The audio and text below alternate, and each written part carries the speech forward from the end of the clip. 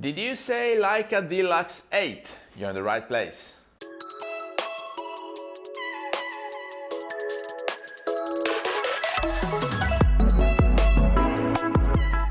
Hello everybody, welcome back to the channel. Thomas Love here from Sanremo, Italia, when I was expecting the announcement and the release of the Leica D-Lux 8. Why? Because summer is approaching and we all want a compact and lightweight EDC, and the Micro Four Thirds, well, with that Leica glass might have been something, but now that it has been announced and I could review the specs, I have to say I had the feeling that they let us down, because yes, of course, that camera is beautiful, isn't it so beautiful? It is indeed very beautiful. It's a mini micro Leica Q, and so what is not to like?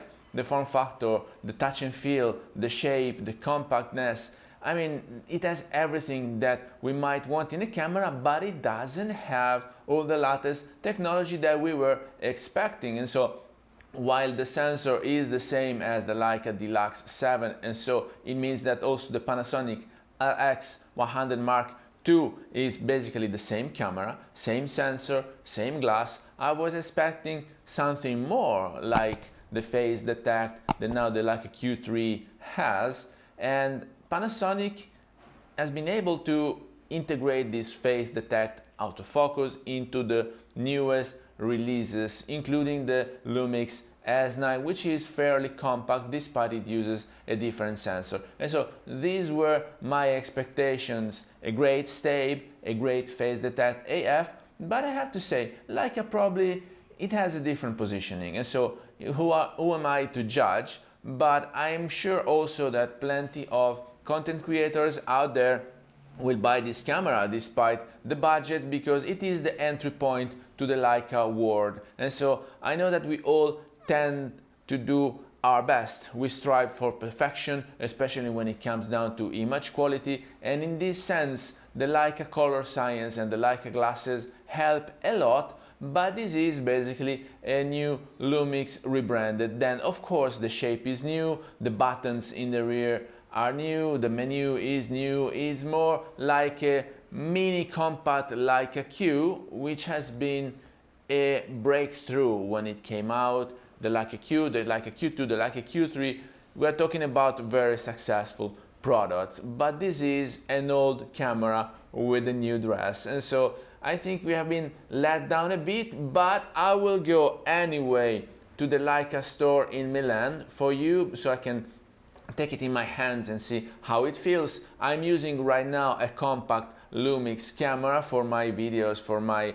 takeout, for my street photography while I'm traveling in Europe, and so I was having a look, a fairly close look, to that Panasonic Lumix LX100 Mark II, and in the very end I didn't buy it because it was too expensive for the old technology that it was using. And so now seeing this D-Lux 8 with even a higher price point, it's a bit puzzling to my mind, but I do understand there are plenty of different people and many targets out there, so probably they will sell a bunch, because it is indeed a super compact and beautiful camera. I'm still not sure about the phase detect, because a few things were announced but not the whole range of specs has been.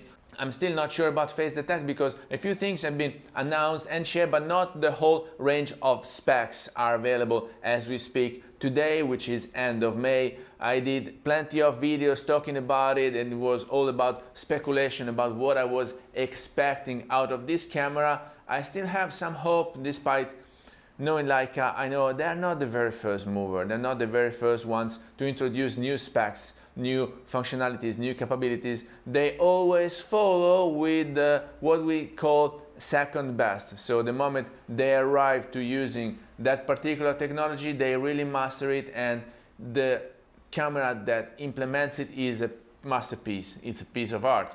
Think about the Leica Q2. It arrived years after the Fuji success, but then when it hit the market, it was a great weather-sealed full frame camera with Lumix glass, and so this is potentially another success. Let's wait together another couple weeks till when the very first samples will be circulating around and people will try to test it properly and see if we have the great tape and the great phase detect that Lumix was able to put into the GH952 whatever, I don't remember the name, but it's basically the copycat of the Lumix S5 Mark II with a micro four thirds sensor and all the latest technology that nowadays, if you invest money in a 2024 release, you want to have. So with that, I hope you got some value out of this video. If you did, please remember to like it, share it on your social media, subscribe to the channel so you won't miss the new videos to come, and I guess I will see you later. Thank you. Bye bye. Stay tuned.